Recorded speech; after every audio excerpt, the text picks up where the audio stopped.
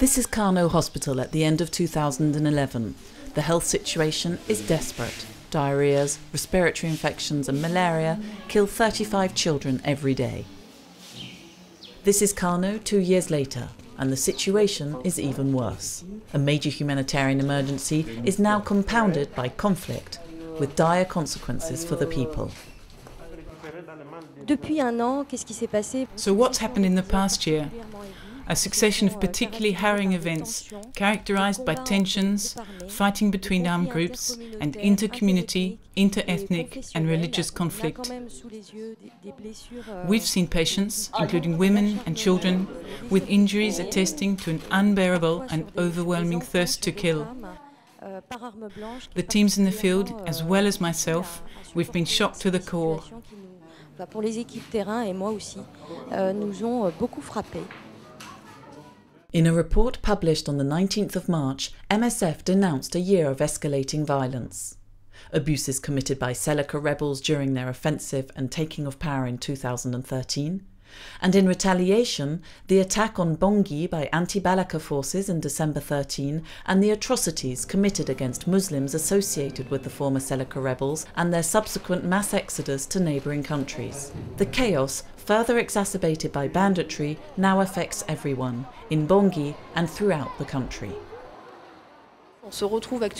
We now find ourselves in a quite improbable situation in many parts of the country, with people enclaved and protected by the French military Operation Sangaris or African Union MISCA, and then surrounded by the anti-Balaka.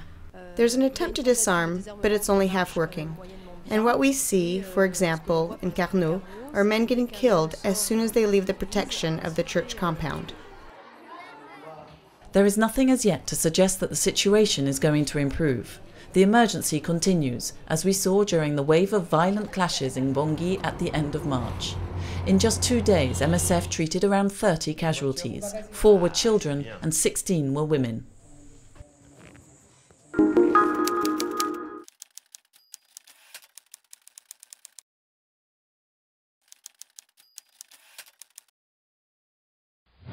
It's a conflict that looks set to last. It has displaced several hundreds of thousands of people who now live in camps throughout South Sudan, like here in the capital city Juba, where 25,000 displaced people are crowded into Tomping camp.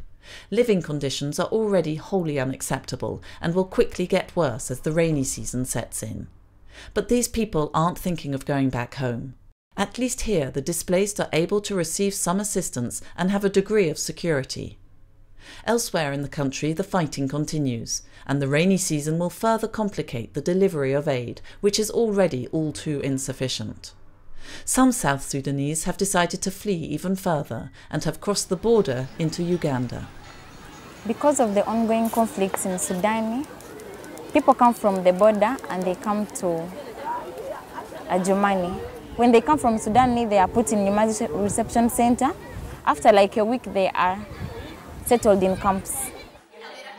55,000 refugees are already registered here, and there are over 100 new arrivals every day. MSF works in the transit camp and 3 permanent camps, managing water supply and delivering medical treatment. The organisation has also opened a hospital and a maternity unit and provides treatment to malnourished children close to the camps in Zaipi.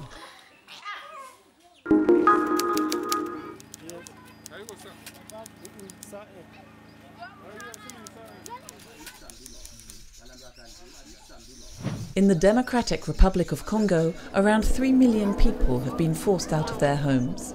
Some live with host families, some in camps, while others hide in the bush. Many of the displaced have dropped out of sight and are thus deprived of state-provided services and humanitarian aid. Augustin fled with his wife and 7 children and came to Walikale in North Kivu. We were forced to carry each other on our backs like safari ants. The eldest carry the little ones. I carry one, their mother carries the other. The pace isn't the same. That's how I got here.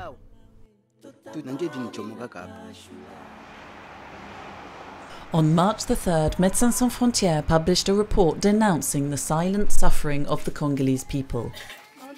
The situation in the east of the country is giving even more cause for concern, as the most vulnerable are deprived of the medical care they so desperately need. As I speak, there are many women victims of rape who are pregnant and are due to give birth. Many come to hospital very late because they stay at home too long, unable to raise enough money for treatment.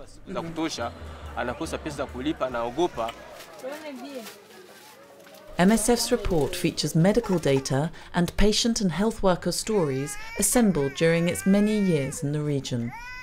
The organisation has called for immediate action to put an end to the suffering of the Congolese people.